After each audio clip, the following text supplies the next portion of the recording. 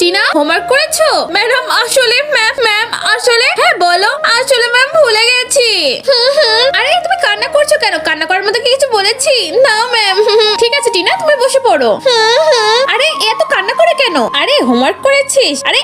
আরে সরি ভুল করতে লেগে গেছে। It's okay. আরে না সব ভুল তো আমার। আমি কেন এখান থেকে গেলাম? এখান থেকে গেলাম বলে তো তোমার গায়ে ব্যথা লাগলো।